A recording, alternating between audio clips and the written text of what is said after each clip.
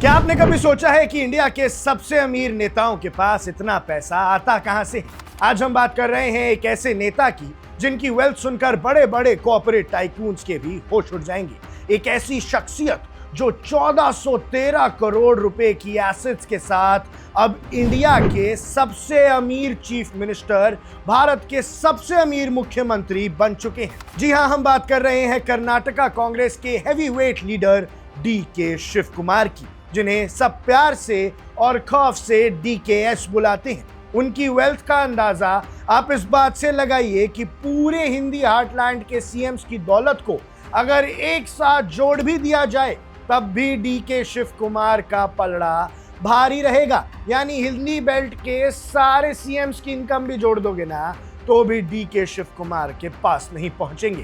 कहानी सिर्फ इस 1413 करोड़ रुपए के चकाचौंध की नहीं है, कहानी के पीछे एक और पहलू है, एलिगेशंस का, IT रेड्स का, मनी लॉन्ड्रिंग के केसेस और तिहाड़ जेल के वो 50 दिन। तो आज की इस वीडियो में हम जियोपॉलिटिक्स और पावर के इस इन्वेस्टिगेटिव सफर पर चलेंगे और डिकोड करेंगे कि आखिर DK शिव कुमार की ये अखूट दौलत और उनके पेंडिंग केसेस का पूरा सच क्या है। दोस्तों, पहले बात करते हैं इस बेमिसाल दौलत की।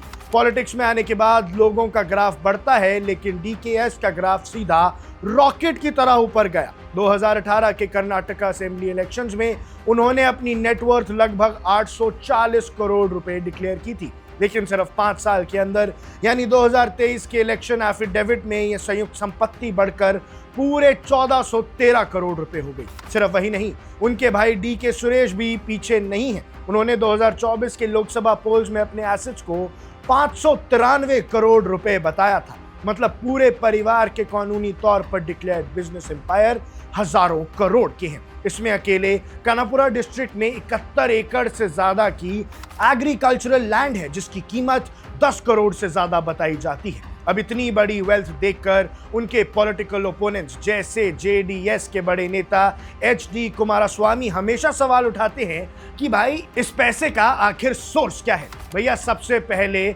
आते हैं कहानी के सबसे थ्रिलिंग हिस्से पर। बात है साल 2017 की। राज्यसभा के इलेक्शन चल रहे थे और गुजरात कांग्रेस के MLAs को कोचिंग या खरीद फरोख्त से बचाने के लिए बेंगलुरु के एक रिजॉर्ट में लाया गया था और उनका होस्ट कौन था?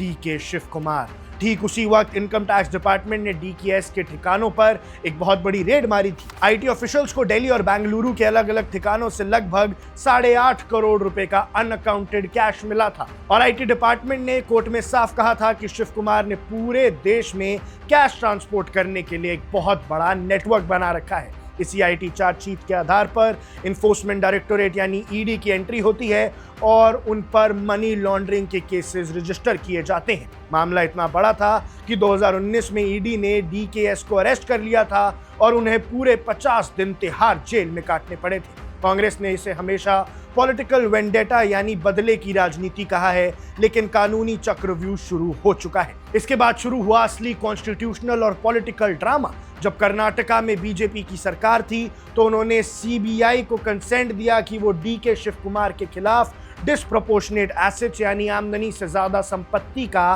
केस चलाए। लेकिन ट्विस्ट तब आया जब 2023 में कर्नाटका में दोबारा कांग्रेस की सरकार बन जाती है। सिद्धरामैया और DKS की नई सरकार आते ही पहला काम करती है कि वो CBI से इन्वेस्टिगेशन का कंसेंट वापस लेती है और केस को स्टेट की अपनी एजेंसी लोकायुक्ता को ट्रांसफर कर देती है। CBI इस फैसले के खिलाफ हाई कोर्ट गई, लेकिन हाई कोर्ट ने उन्हें सुप्रीम कोर्ट जाने को कह दिया। अब ये मामला देश की सबसे बड़ी अदालत में पेंडिंग है। हालांकि एक बड़ी राहत DKS को तब मिली जब सुप्रीम कोर्ट ने ED के मनी लॉन्ड्रिंग प्रोसीडिंग्स को क्वॉश यानी रद्द कर दिया, लेकिन CBI का खतरा अब भी उनके सर पर मंडरा रहा है। इन सब के अलावा एक और मामला है जो उनका पीछा नहीं छोड़ रहा, वो है बेनगनहाली लैंड डिनोटिफिकेशन केस। DKS पर आरोप है कि उन्होंने कर्नाटका लैंड रिफॉर्म्स एक्ट के रूल्स को बाईपास करते हुए 4.5 एकड़ की ऐसी जमीन खरीदी जो सरकार ने नोटिफाई की हुई थी।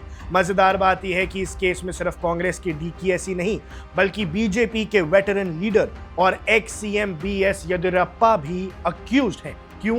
क्योंकि उन्हीं पर जमीन को गलत तरीके से डीनोटिफाई करने के आरोप है। तो दोस्तों, डीके शिव कुमार का सीएम बनना ये साफ दिखाता है कि उनका पॉलिटिकल क्लाउड इस वक्त कर्नाटका में सबसे ऊंचा है।